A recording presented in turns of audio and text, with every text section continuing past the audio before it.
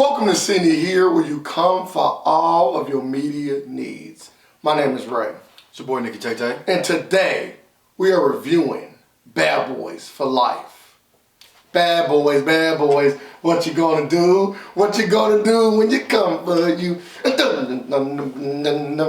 Hey. Directed by Adil El Arbi and Bilal Fallah, starring Martin Lawrence and Will Smith. It's Bad Boys. After 17 long years, Detective Mike Lowrey and Marcus Burnett are back on the big screen. More importantly, Will Smith and Martin Lawrence are back in a movie together, which is just what comedies needed. You know, that duo is quite funny. And I can go on record and say this will probably be the funniest movie of the year. And that's not because this movie is overwhelmingly hilarious. It's because comedies nowadays suck. 17 years, you know, there is a bit of rust to have to get off, especially for people who aren't doing as many movies as Will Smith. Martin Lawrence, you can definitely tell he was rusty, but it was good to see the duo back on screen. Now, we didn't get Michael Bay, which probably, you know, didn't add to some of the allure, you know, that we didn't receive in Bad Boys 3, but overall, a very good execution and what I would say the fans have been waiting for. I'm actually kind of glad we didn't get Michael Bay because he hasn't really been doing anything good, and Will Smith hasn't either, really. So this was really good to see Will Smith and Martin Lawrence back together. I got everything I wanted from them two. I think the chemistry is something that can't be broken. Time cannot break their chemistry. They did such a good job at being bad boys, right? They did such a good job at being partners, and you don't see this a lot in cinema. People continue to keep up the same level of like consistency together, right? I think about other people, kind of like Robert De Niro, Joe Pesci, like where that chemistry still stay there, and I think this chemistry for them two was there as well. Now, other than the chemistry on screen, there's really nothing special about this film. You know, you get the enjoyment of seeing two buddy cops, you know, Martin Lawrence and Will Smith do the thing the whole time.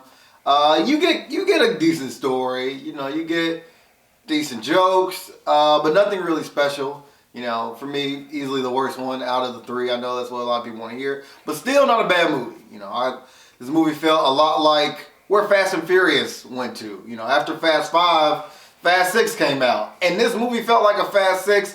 I just didn't get hot cars. I didn't get a Vin Diesel.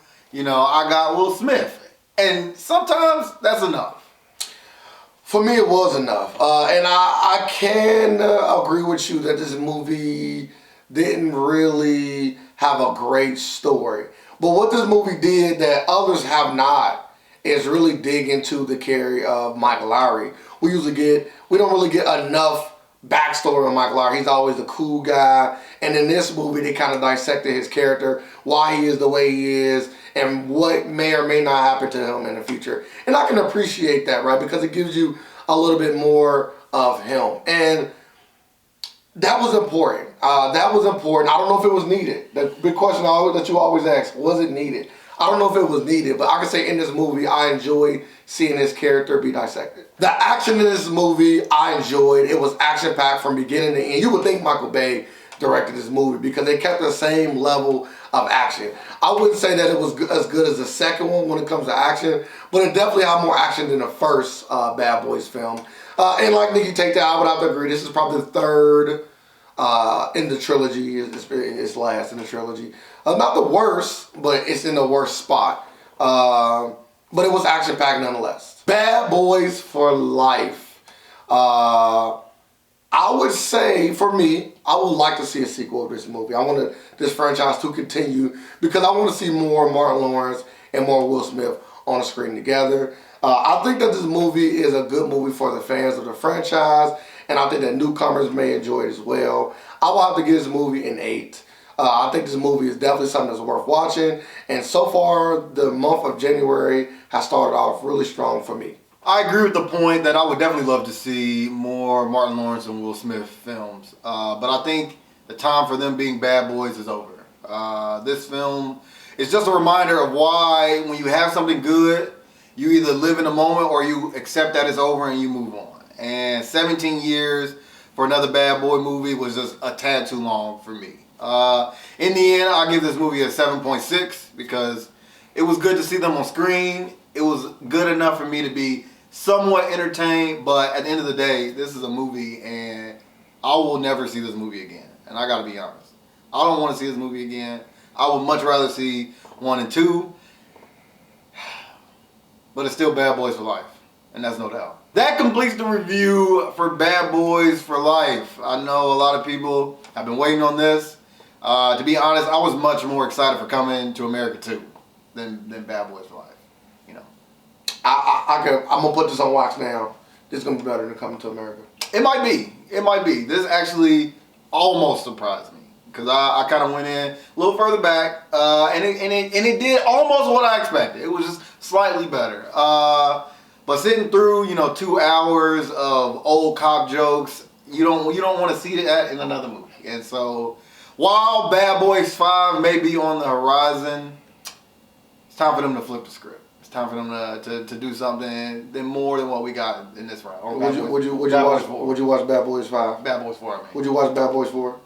If we have to review it, because that's my job. But I wouldn't want to. I didn't want to see this movie. I gotta be honest. I didn't want to see it.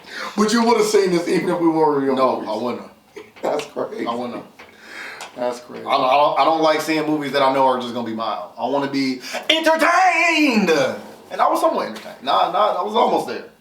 But this is about us. This is about you. And if you like the movie, this is where you comment. You let us know how good it was, or how bad it was, or how much you liked the first one, or how much you wanted Michael Bay back, how much you just want to see them two be detectives ongoing. I would also say that you hit the subscribe button while you do all of this, just so you can continue to see more movie reviews from us. And if you don't know, I always say don't forget you've seen it here. Like a surprise. You didn't know, if you don't know.